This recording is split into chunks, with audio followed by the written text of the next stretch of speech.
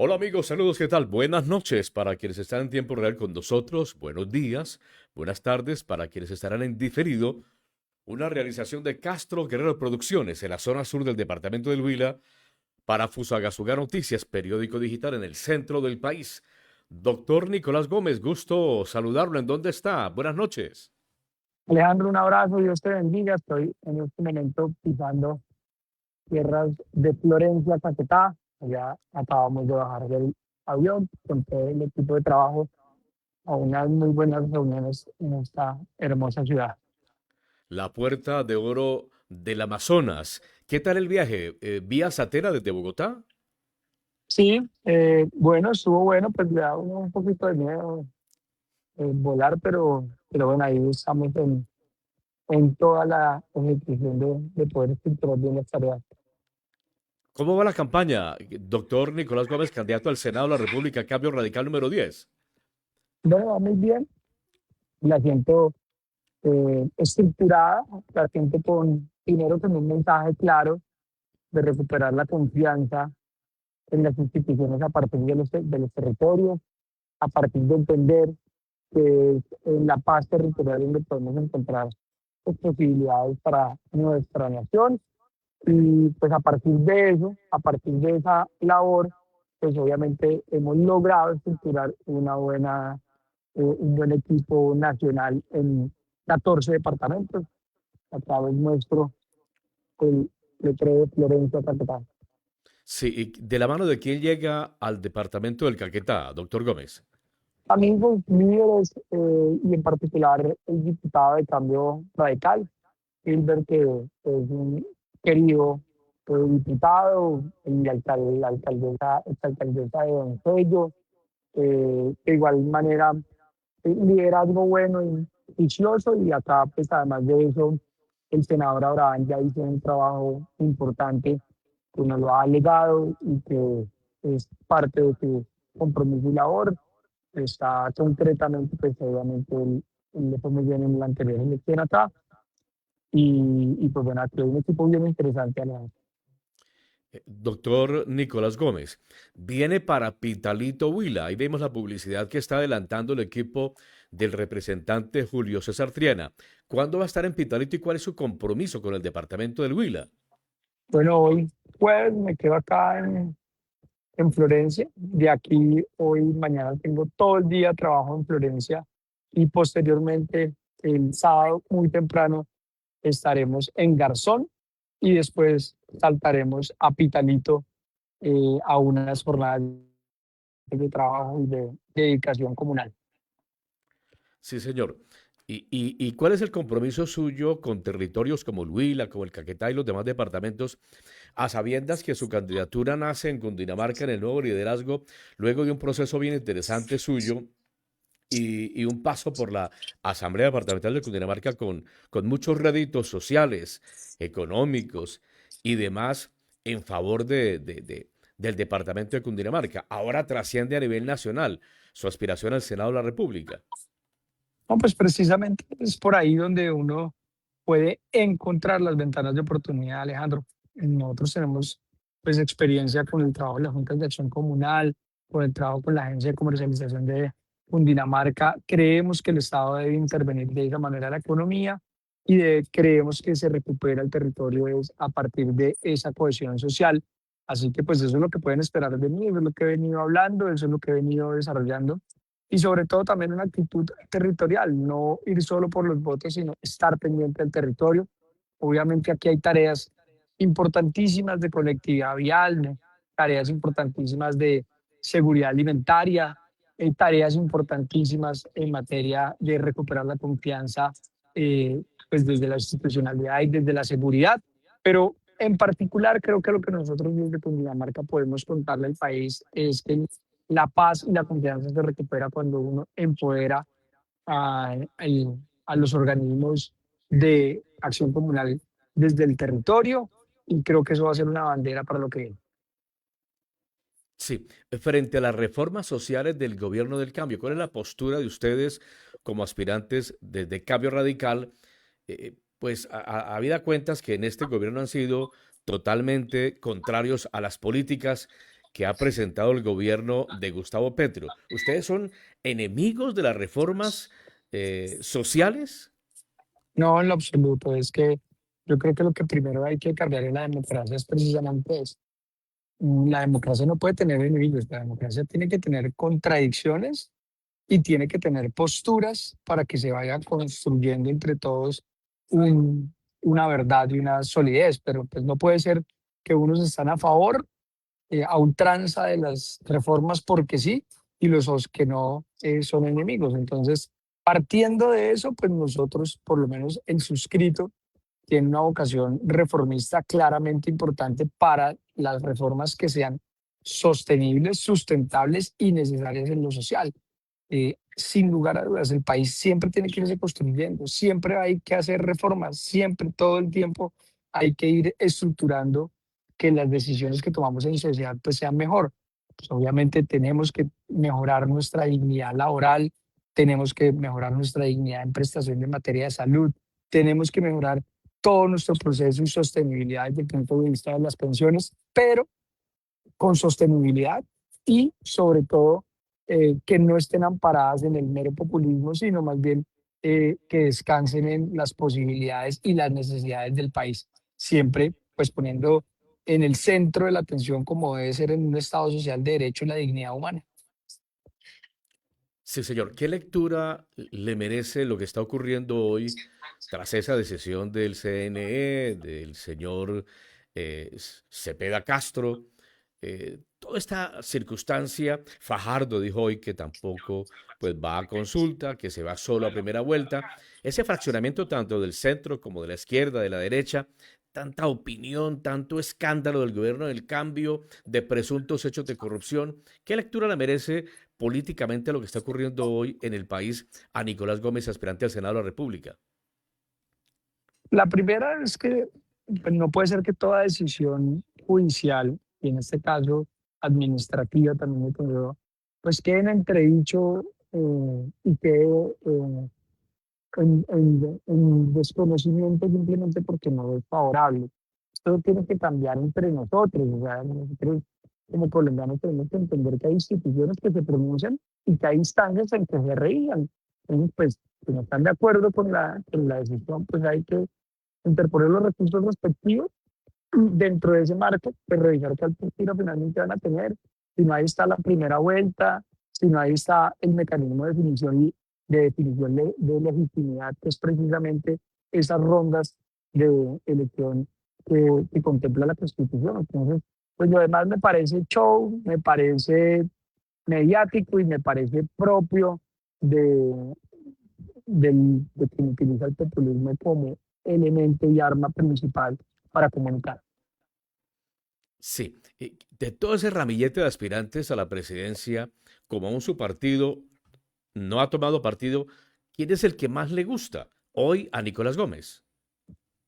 O yo soy un hombre de posición de partido y el partido ha decidido concentrar su atención en el Senado de la República y por lo tanto un pronunciamiento de mi parte en esa materia pues no solo desdibuja lo que me he establecido en el partido, sino que pierde además de eso identidad de lo que queremos de fondo, y es que nunca ha existido elección presidencial sin Congreso.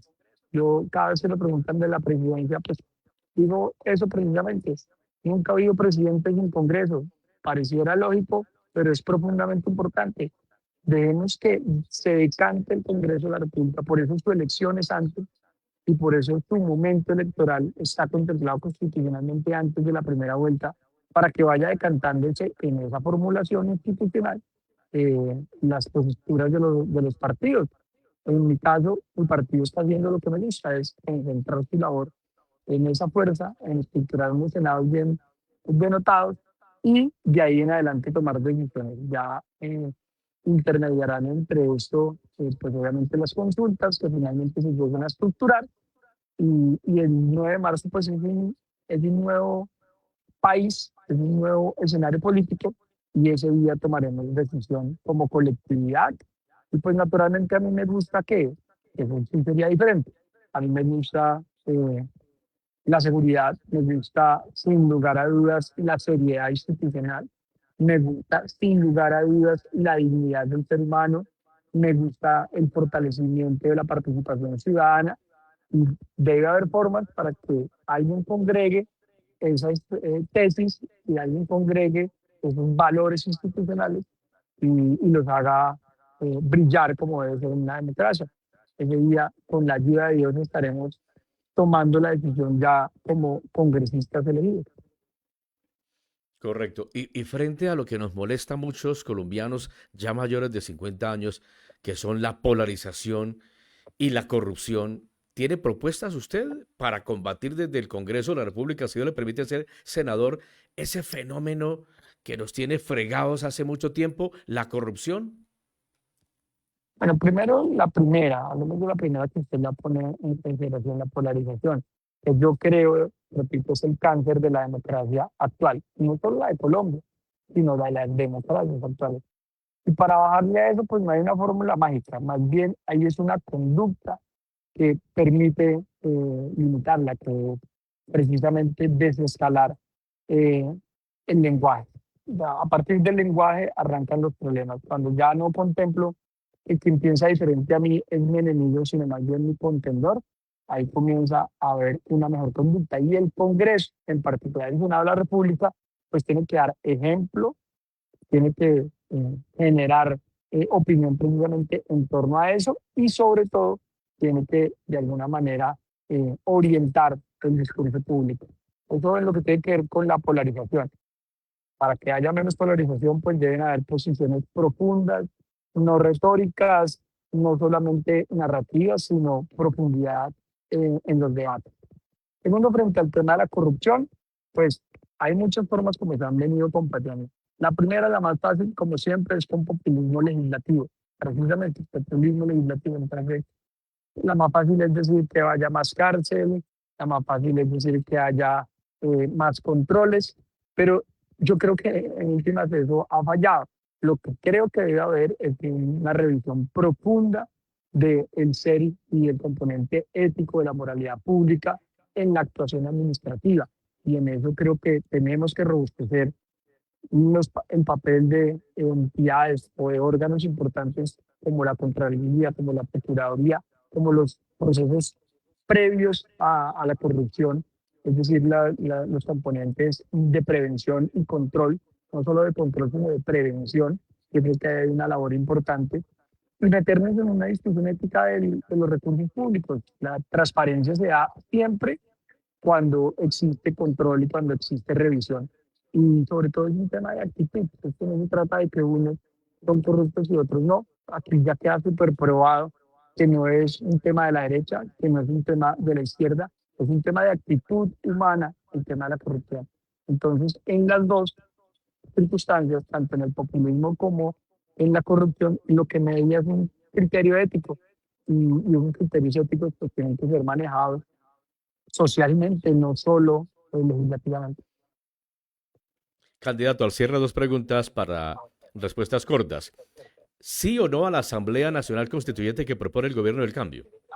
No, en lo absoluto.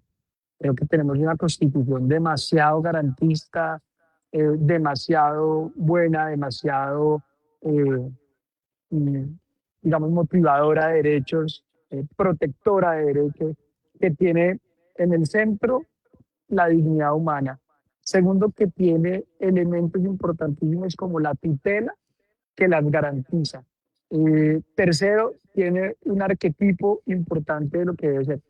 Si hay que hacer cambios, pues revisémoslos, eh, discutámoslos, pero una Asamblea Nacional Constituyente parece una absoluta ridiculez, ni siquiera me parece seria la propuesta, porque en últimas la Constitución de Colombia es ejemplo nacional, por lo menos en lo que tiene que ver con su estructura. Lo que tenemos es que ponernos a cumplirla, que eso es diferente y para eso no necesitamos una Asamblea Nacional Constituyente, necesitamos es organismos efectivos en cumplimiento de derechos y hacer que pasemos de constituciones meramente semánticas a constituciones reales. Y para eso no se necesita una Asamblea Nacional Constituyente.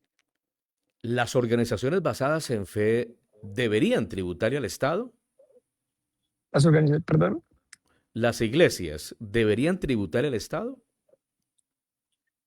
Bueno, es una discusión, una tensión de derechos muy de fondo. Yo considero que depende la actividad que se vaya a regular.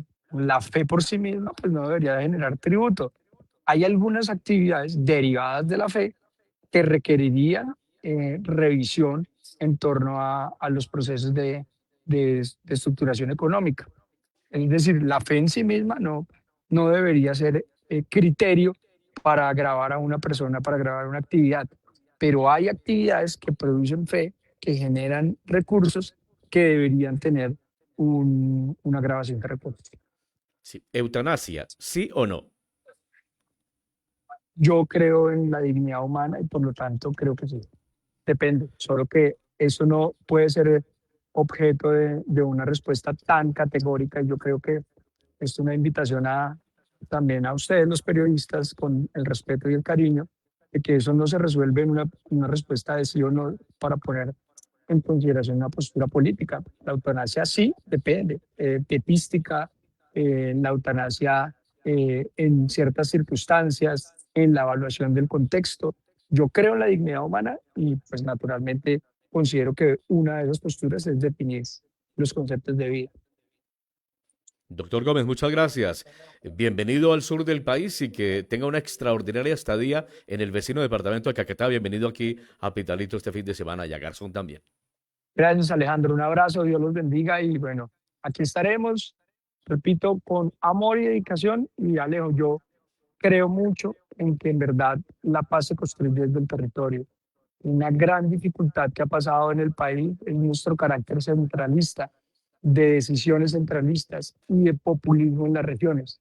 Yo creo que lo que necesitamos es dar verdaderos elementos, hacer que el campo no se quede solo, estructurar tareas para entender que en territorios como este necesitamos fortalecer eh, de alguna manera la confianza, ni siquiera, repito, una estrellita mágica para definir qué es lo que es, sino volver la confianza al territorio y para eso se requieren recursos, motivación y muchísima disciplina. Y por eso aquí estamos en eso.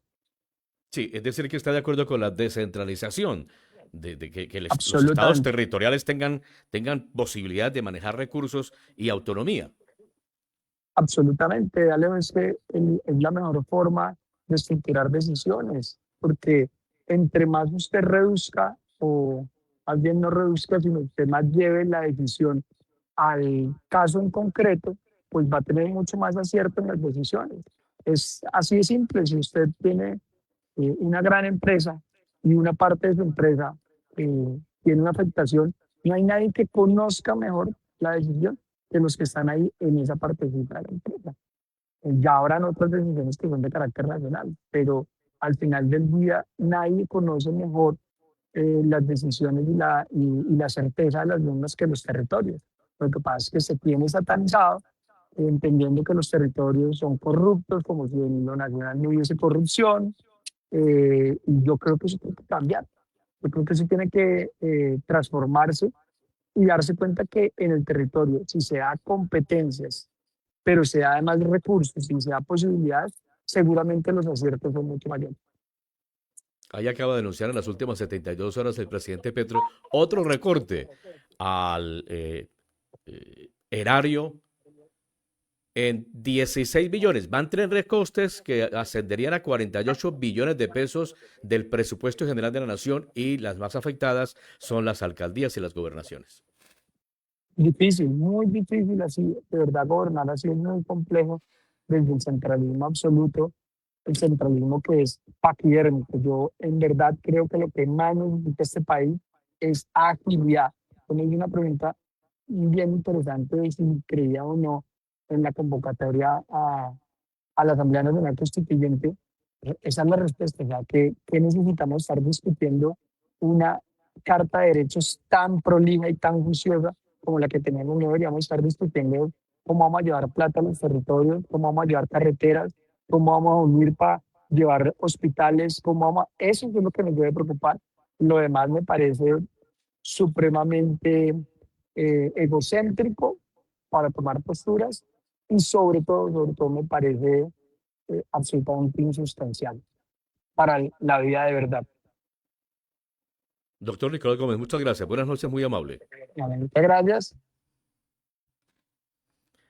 Nicolás Gómez, aspirante al Senado de la República, Partido Cambio Radical, estará aquí en el centro del departamento del Huila, confirma él, mañana, es decir, viernes, y el sábado en Pitalito, de la mano de Julio César Triana, actual representante de la Cámara de Cambio Radical y aspirante a refrendar su credencial. Nicolás Gómez viene del nuevo liderazgo del departamento de Cundinamarca. A ustedes muchas gracias. La producción de Marta Cobos, la colaboración de Alejandra Castro Cobos y el manejo de cámaras de Sara Vaca Castro. Con permiso, en cualquier momento, con el favor de Dios, regresamos tanto en Fusagasugá Noticias, periódico digital, en Facebook, YouTube. Suscríbase, active la campana, como en Castro Guerrero Producciones, aquí en la zona sur del departamento del Huila. Suscríbase a nuestro canal. Por favor, active la campana. Son ustedes muy amables. Con permiso.